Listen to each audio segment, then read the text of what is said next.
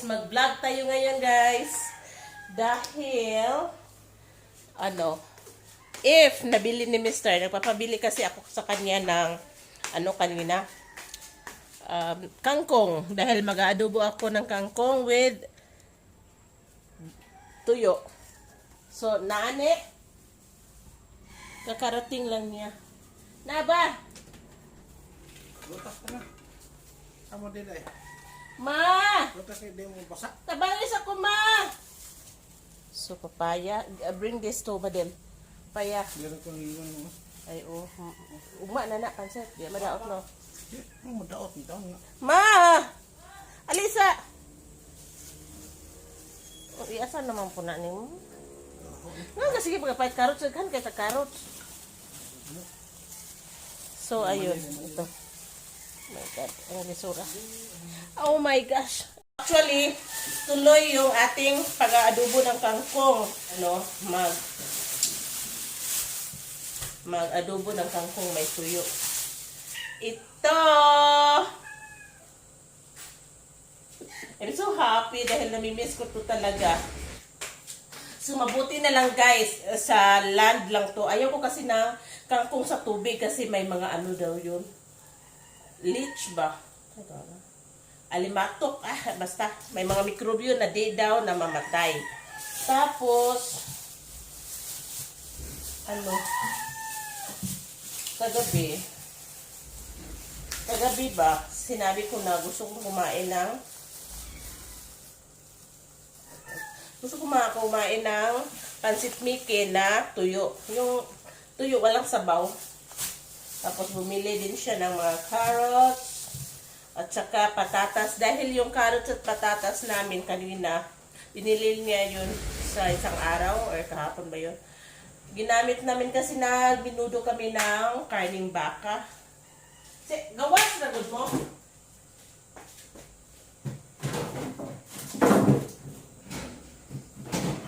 Ayan. Itong pansit, lagay natin dito. Mapamahaw yung pansit ha, uga. Tapos, bumili na din naman siya ng isda. Siguro kahaan to. Ayun, ganito. At, meron din ganito. Sarap to ipaksiw. At, mani. Yung rock, guys. Hindi pa luto. Kami na magluluto nito. But, may narinig ako na bawal daw kainin yung mani ng gabi. So, bukas na to kakainin.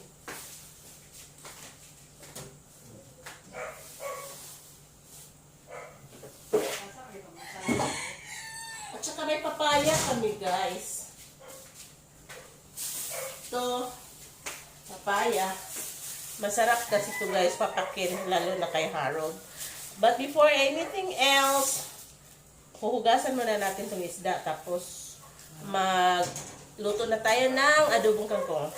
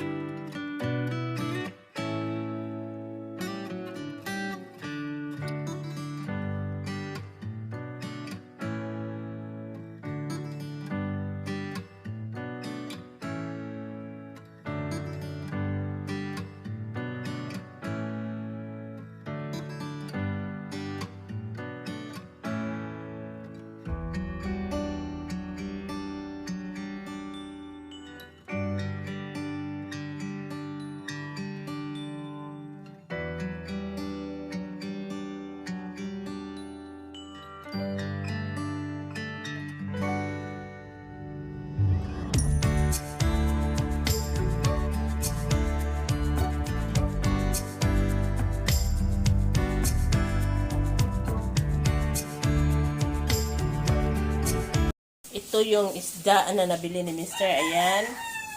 At saka ito. Pero ito, isiparit namin ng mga isang lutuan para di na mag-defrost pag nagluto. So, pang sabaw at ito, pang prito. Pero ito, gusto ko nito is pang paksiw.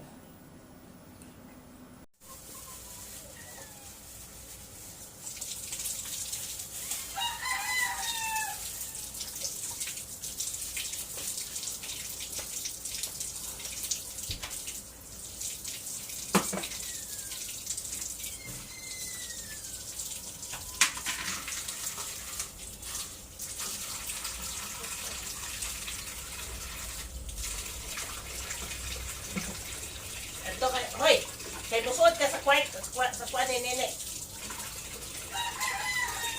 What's up?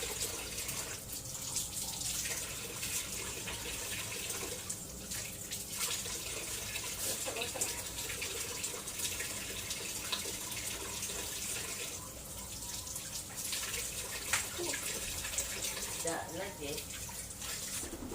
Maghawa na tayo. Meaning, gawin na natin to guys. Ito. Yung isiseparate natin tong syempre dahon. Ay, ang dumi. Dahon at saka Isda. Isda. It's not me. That's Papa. Then dito yung tangkay. Dahon at saka tangkay. Hugasan talaga natin to guys. Baka kasi anong nangyari?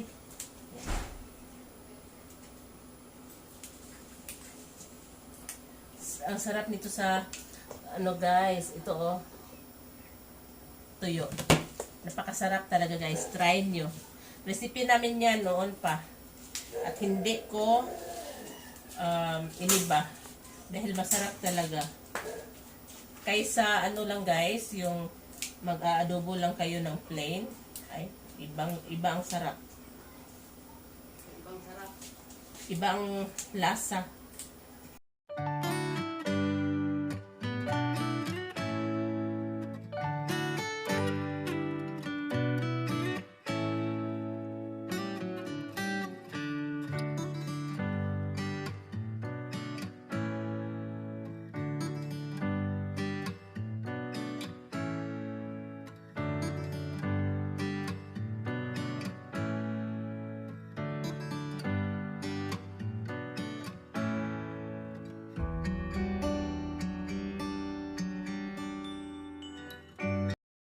Guys, magluto na tayo. Guys, yung tuyo natin hinugasan pala.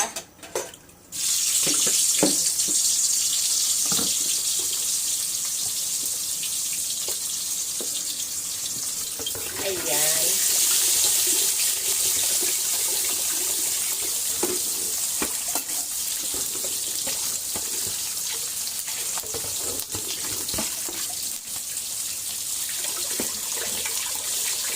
Try nyo to guys ha.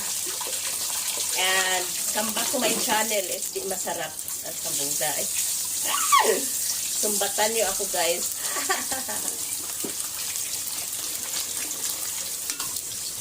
This is so yummy.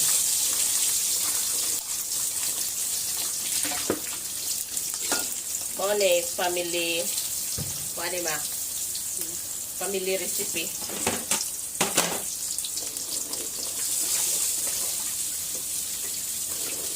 Ano?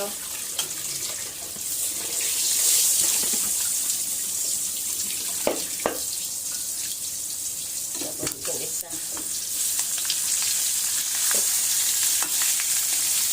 Ang ulo.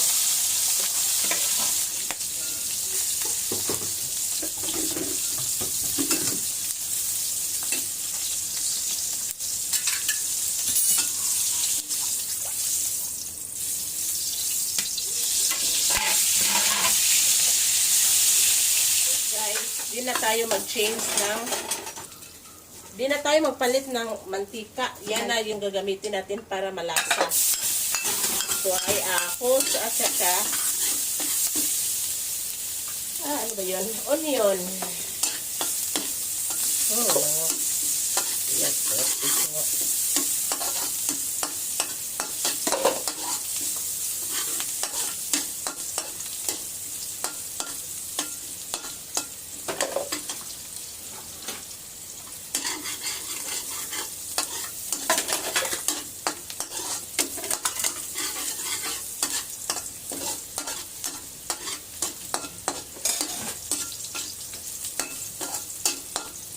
tapos, ating tangkay.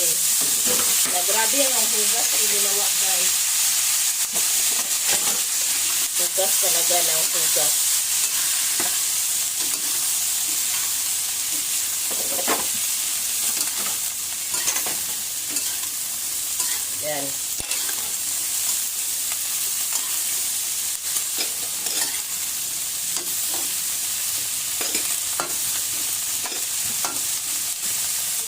maglagay na tayo ng suka.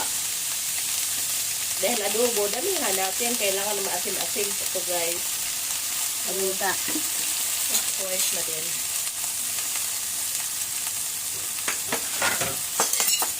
Maglagay din tayo ng tuyo, guys. Pero kaunti lang dahil tuyo ngayong pangasahog natin. Kaunti lang. Patuto. Sa aguan. Lagi sarap paparat.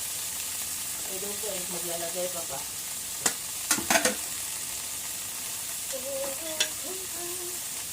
Then, paminta. Dagang paminta, madinok-dok o blender. Kasaman. Nagisod sa garapon. Mahurot niya, ha? I-blender yung hagod pa. Paman, gamit ko lang sa blender. Bitsin na lang, ma. Picture na lagi. Then, bitsin.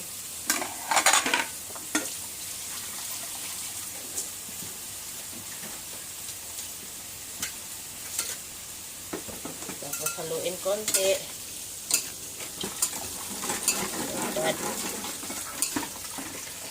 Oh my God. Tapos guys, ibalik natin yung tuyo, guys.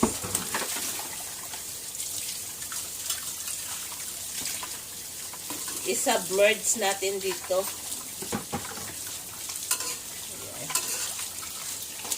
Nakalakas tayo. Pawang pa na ako.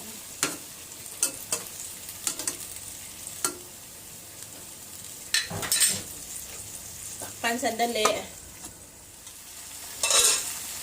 Later. Tikman natin.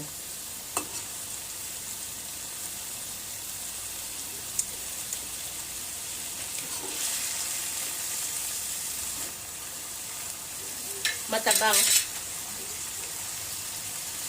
Kailangan natin ng magic sarap mga half dahil matabang pa. Half nito.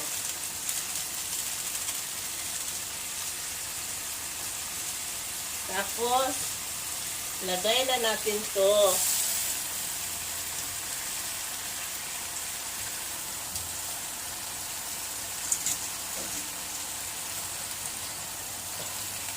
Nag-uumapaw.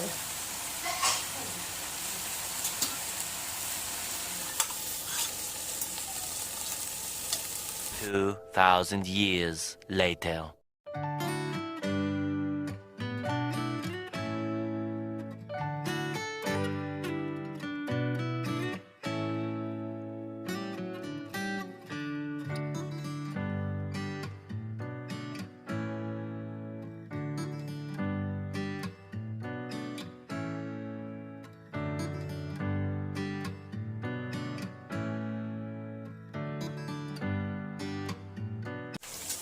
Done. This is done.